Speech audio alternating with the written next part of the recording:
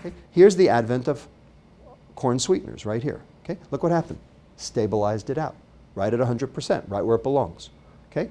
Here's the international price. It happened in London too. Okay? Now, they have to pay more than we do because we make it and they don't. And here's the US retail price of refined sugar versus high fructose corn syrup. So it's half the price. So it found its way into everything because it's cheaper, and it could. And because it's not crystalline, you can bake with it, you can cook with it, you can put it in anything you want. And they did, because they found out when they did, you buy more, indeed. This just shows high fructose corn syrup going up, okay, with time. And look, sugar went down. So this came from the Corn Refiners Association. They say, see, it was just a substitution. We were just taking something that was less expensive and substituting it for something that was more expensive. Not quite. Because here's 73 pounds per year, and here's 95 pounds per year. So it had gone up by 25% because of that. And there's something missing from this slide. Anybody know what it is? Juice. Juice is sucrose. Okay? And we started making juice. Anita Bryant, right? Day without orange juice is like a day without sunshine. Okay? Why did the citrus growers want to turn oranges into orange juice? Depreciation. Because oranges sit on the shelf and they rot. Okay? Who's out the money? The growers. Okay? But when you squeeze it and freeze it, it lasts forever. So they made it cheap, and they still recouped their depreciation. Worked for everybody, except for our biochemistry. Okay? So this just shows juice servings per day in inner city Harlem toddlers against changes in BMI score per month, showing that basically the more juice you drink, the fatter you get, indeed. Okay? So here's now juice, here's most fructose items. Brian Williams told me on NBC Nightly News we're up to 141 pounds per year in sugar, each of us. That's a lot of sugar. That's 7 ounces per person per day. That's a lot of sugar. The question is, what does that do to you? Can your liver handle it? Can you handle it? Finally, the last storm. The USDA, the AMA, and the AHA called for dietary fat reduction. Now, that was back in the early 80s. Why did they do this? What made them do this? Cardiovascular disease, right? To try to prevent heart disease. Why did they think that? What was going through their minds? Well, in the early 1970s, we discovered this thing called LDL. Everybody knows what that is, right? Low density lipoproteins. Good or bad? Not as bad as you think. We'll talk about it. Okay? Mid-1970s, we learned that dietary fat raises your LDL. So if dietary fat's A and LDL's B, we learned that A led to B. Yes, and that's still true. Okay? And I'm the first one to admit that dietary fat does raise your LDL. It does. In the late 1970s, we learned that LDL correlated with cardiovascular disease. So if cardiovascular disease is C, we learned that B led to C. So the logic of that said, well, if A leads to B and B leads to C, then A must lead to C, therefore no A, no C. If we get rid of the dietary fat, we'll stop coronary heart disease. Has it worked? Not at all. If anything, it's only gotten worse, right? Why? Because the logic is wrong. It's not even good logic. Any logicians in the room? What's wrong with the logic? A can lead to B, B can lead to D, E, F, G, H, I, and J and never come back to C. That's one. Okay? And also it's no C, no A. The contrapositive of a statement is it would be no C, no A, not no A, no C. So it's not even right. It's faulty logic, and it screwed everybody up. McGovern did this, by the way, in 1977. He was the one who first said that this is what we should do. So not that the Republicans should be alone in this. I mean, the Democrats contributed as well. Okay? This is not one person's fault. This is a conglomeration of mega disasters. And here's where it came from. So this book was published in 1972. It was called Pure, White, and Deadly, written by a British physiologist, nutritionist named John Yudkin. I read this book 2 years ago. It was a prophecy. It was amazing. Okay? Nostradamus couldn't have done better. Okay? This guy was fantastic. Okay? He died in 1995. I so wish I'd met him. I'm actually now pen pals with his son, Michael Yudkin, who is a biochemist at Oxford. Okay? And he sent me a mint copy of this as a present. Over here we have a different book. Okay? This is called the 7 Countries Study, written by a guy by the name of Ansel Keys. Anybody heard of him? He was on the front cover of Time magazine in 1980. He was a Minnesota epidemiologist, and he believed that dietary fat caused heart disease. And he believed it because in 1952, he did a sabbatical at Cambridge University, and he saw all of these fat Brits die in a heart disease, and he decided that because their diet sucked, it must be the fat. And he went out to prove it. And he spent the next 30 years doing studies trying to prove that dietary fat caused heart disease. So here's his data. Now, it's called the 7 Countries Study. He actually had 22 countries. But some people say he cherry-picked the 7 that fit his hypothesis. I'm not here to tell you that I know that, because I don't know that. But here are the countries. US, Canada, Australia, England and Wales, Italy, Japan. Interesting. Looks good, right? Here's coronary heart disease. Here's percent calories from fat. So you'd say, oh, sure. Remember, correlation is not causation. Never is. Okay? If you go to page 262 of his book, which I did, here's what it says. This is Xeroxed right out of it. The fact that the incidence rate of coronary heart disease was significantly correlated with the average percentage of calories from sucrose in the diets is explained by the intercorrelation of sucrose with saturated fat. In other words, donuts, which of course the Brits were really good at. Okay? Partial correlation analysis shows that with saturated fat constant, there was no significant correlation between dietary sucrose and the incidence of coronary heart disease. So he said, they went together, but it wasn't the sucrose. But when you do this kind of analysis, you have to do it the other way. You have to hold sucrose constant and show that dietary fat still works. You see that anywhere? He didn't do it. I don't know why he didn't do it, but he didn't do it. Did he not do it because he knew that it didn't work and didn't care? Or was he just not statistically savvy? Or what? I don't know. Okay? This was done before computers. So I don't know. I don't really know why he said what he said. All I know is there's a big question here as to whether or not dietary fat causes heart disease. And here's another reason. That LDL business, remember I said maybe not so bad? Here's why. So here's one LDL over here. It's called pattern A, or large buoyant LDL, and electrophoresis over here. And here's another one over here called pattern B, or small dense. Notice they're not the same, are they? But you measure them in the same LDL fraction. They are not the same. This guy over here floats. This guy over here is too big to get under the surface of the endothelial cell to start the foam cell process that causes the plaque formation that causes the heart disease. This guy is dense. This guy sinks. This guy is small enough to get underneath.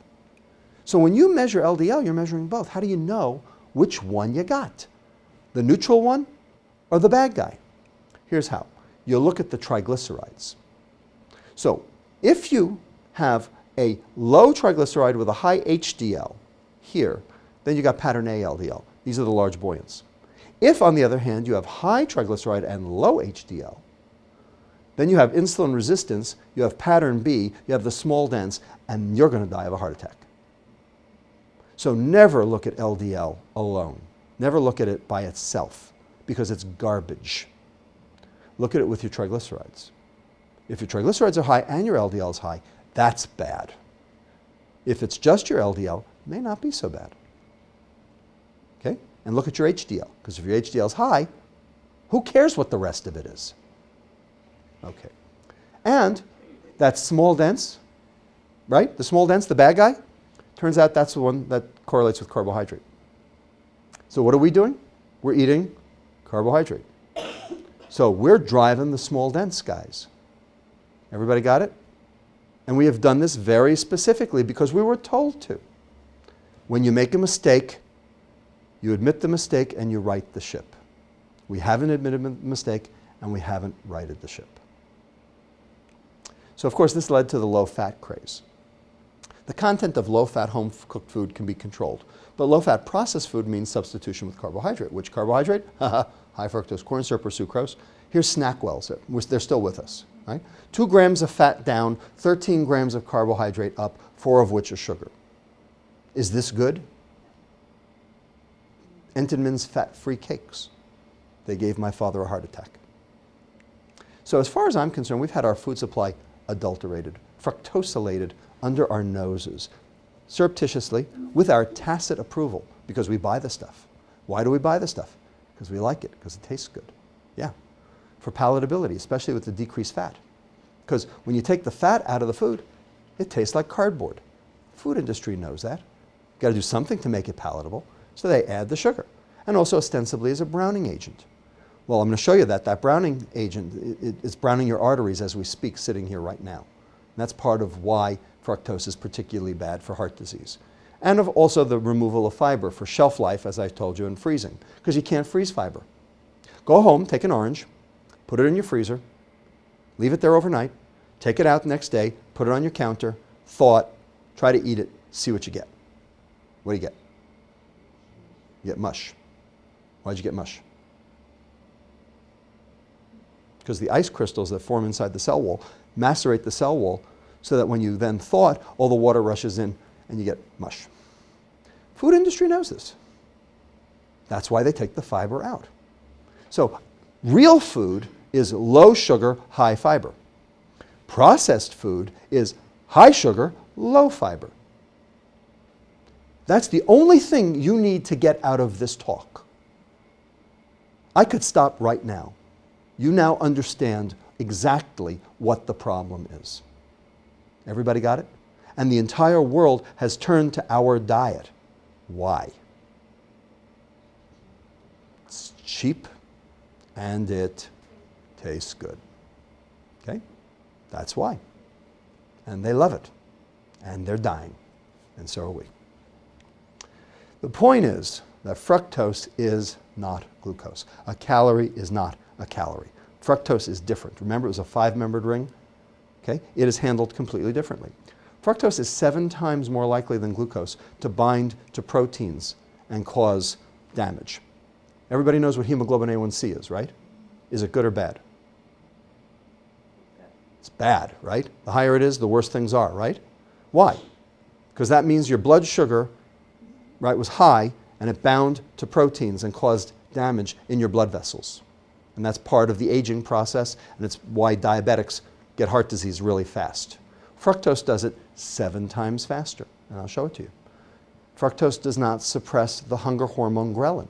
So if you take a kid and you preload them with a soda and you let them loose at the fast food restaurant, they just took on 150 calories in a soda. Will they eat more or will they eat less? They will eat more. They just took on 150 calories. They should eat less. They eat more because they didn't suppress the hunger hormone ghrelin, because fructose doesn't suppress ghrelin. Glucose does. Fructose does not stimulate insulin. Now, people think that's a good thing for diabetics because you don't need insulin to metabolize fructose. That's true, you don't. The problem is that the fructose is all metabolized in the liver and causes bigger problems. And if you don't stimulate insulin, that means you're not driving energy into fat, which means your leptin's not going up, which means your brain's not seeing what you just ate, which means you're still hungry and you could eat more. Not too bright. And finally, liver fructose metabolism is completely different from that of glucose. They bear no relation to each other. And I'm going to try very, very quickly to show you that chronic fructose exposure promotes the metabolic syndrome. Here we go. I am not going to show you all the biochemistry because we don't have time and you're not, biochem mavens and MDs and what have you. Okay, but here's what, let's just consume 120 calories in glucose. 2 slices of white bread, 1/4 cup of rice. Okay, 120 calories. But it's glucose. 80% of the total will be metabolized by all the organs in the body because every organ in the body can metabolize glucose. Glucose is the energy of life. Every organism on the face of the earth can metabolize glucose for energy. So 96 of the calories will be taken off the table and will be metabolized by the brain, the liver, the muscle, the lungs, everything. 24 calories, or 20% of the total, will hit the liver. So let's follow those. The glucose comes in, and here's what it does. It goes to this guy over here called glycogen, liver starch. Glycogen is the storage form of energy in the liver. That's what your liver wants to do with extra energy. And we know this because we have carb-loading marathoners. What do you think they're trying to build? They're trying to make their glycogen go up before a race. Glycogen is non-toxic. You can store as much glycogen as your liver will allow you to. okay? And it won't hurt your liver. We have kids with glycogen storage disease type 1A, okay, where their liver's filled with glycogen. Their livers are down to their knees, okay? But they don't get liver failure. They don't need liver transplants. They get them because that fixes the disease, but their liver doesn't fail. They're hypoglycemic, they're sick, but their liver doesn't fail because glycogen does not damage the liver. Everybody got it? So what your liver wants to do with glucose is non-toxic. Now a little of it will come over here to VLDL, that's triglyceride, that's not so good, but almost all of it's going to end up here as glycogen, and it's only 24 calories. Now let's talk about a different carbohydrate. Let's talk about a toxic carbohydrate. This is a toxin, right? It's an acute toxin, right? And a chronic toxin, right? You wrap your Lamborghini around a tree, you fry your liver. Acute toxicity, chronic toxicity. Two toxins in one. We regulate it. We keep it out of the hands of children. We have an entire bureau, entire agency at Washington designed to keep us from ourselves, called the BATF, right? Bureau of Alcohol, Tobacco, and Firearms, because all of those things are bad for us, right? So we have public health measures to keep us from doing bad things to ourselves. So, want to talk about public health? We got it already. Okay. Here's acute ethanol exposure over here. Everybody, I mean, you all went to college. I mean, you can read it down. You know what it is. Okay, here's acute fructose exposure, nothing, because the brain does not metabolize fructose. So you don't get the buzz. Now here's ethanol. Let's consume 120 calories in ethanol, a shot of Maker's Mark. So 2 slices of white bread, shot of Maker's Mark. Same number of calories, 120 calories. Equicaloric, but not equimetabolic. Here's why. Number one, remember it was 20-80 before, now it's 80-20. So 20% of the calories will be metabolized by other organs in the body, 80% or 96 calories hitting the liver. How many with glucose? 24. How many with ethanol? 96. The liver has to handle 4 times the amount of volume of substrate. That's a problem because it can't do it. So here's what happens. The ethanol comes in, notice, no insulin regulation. You see glycogen anywhere? Ain't no glycogen. Where it all comes down here into the mitochondria and comes out as triglyceride. Okay? So your VLDL goes way up. That's the hypertriglyceridemia of alcoholism. That then goes out to the periphery where it can serve as a substrate for obesity. And some of the fats will precipitate in the liver, and now you've got alcoholic steatohepatitis. And you damage your liver and you get scarring, and then you got cirrhosis. This is not good, right? So you have to moderate this. You have to reduce the amount because the liver is going to basically take the onslaught of the alcohol bolus. So you got to drink slow. Everybody got the picture? Same number of calories, but it clearly did something very different, didn't it? But if a calorie is a calorie, then it shouldn't matter, should it? But it does, because a calorie isn't a calorie. And I do not know where you all got this notion that it was. Finally, fructose. Let's consume 120 calories in sucrose. A glass of orange juice, an 8-ounce glass of orange juice. So 2 slices of white bread, shot of Maker's Mark, 8-ounce glass of orange juice, equicaloric, but not equimetabolic. So what happens to the sucrose in the orange juice? So the glucose is going to do the same 20-80 split it did before. So here's 12 calories versus 48 calories out here for the periphery. But the whole 60-calorie bolus is going to be metabolized by the liver because only the liver has the GLUT5 transporter to metabolize fructose. No other organ in the body can do it. It's all in the liver. So there's 72 calories hitting the liver. How many with glucose? 24. How many with sucrose? 72. 3 times the substrate. I just showed you with the alcohol analogy that when you up the substrate, bad things happen. Well, we just upped the substrate. Guess what? Bad things happen. And not only that, but here's fructose. You see glycogen on here anywhere? Ain't no glycogen. Because it comes straight down to the mitochondria, it does the same thing, causes the same VLDL, causes the same lipid droplet, causes all these other problems. So here we have hypertension, hyperinsulinemia, muscle insulin resistance, dyslipidemia, liver insulin resistance, inflammation, obesity, and worse yet, the high insulin blocks leptin. If your brain can't see its leptin, what happens? You think you're hungry, so you eat more. So now you've got a positive feedback relationship between fructose consumption, the liver, the pancreas, and the brain to promote metabolic disease peripherally and continuous consumption centrally. A vicious cycle of consumption and disease. And the metabolic syndrome. So why is exercise so important in obesity? I already told you you don't lose weight.